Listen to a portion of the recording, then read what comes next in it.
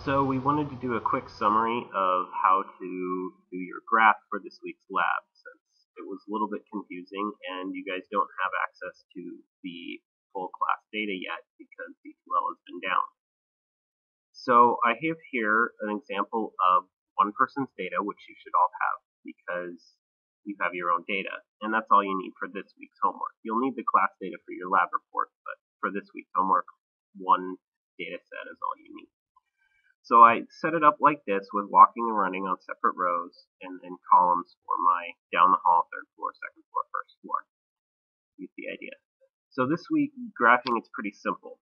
The best idea is to select the whole thing, like that, and go over to choose Insert. And a lot of you have been confused about whether to use a line graph or a scatter plot.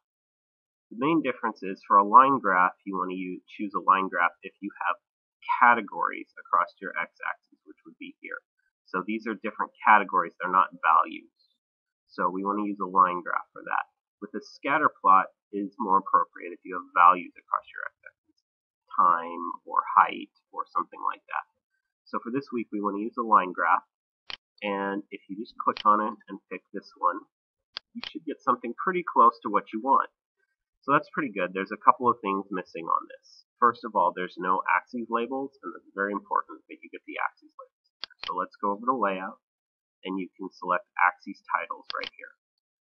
So by choosing Axes Titles, let's set the horizontal axis title up, and the vertical axis title. I like to choose rotated title. That makes the most sense to me.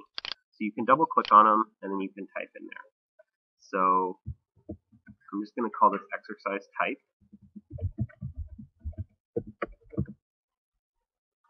And I'm going to double click on this one and call it heart rate.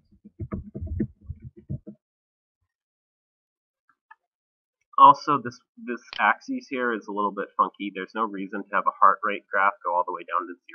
That would be bad. So let's format this axis, change the minimum to a fixed value. I'm going to put it at 60 based on these data. That seems like a good number. 60 probably will work with you. If that's too high, choose 50 or 40 or something like that. So there you have it. That works pretty good.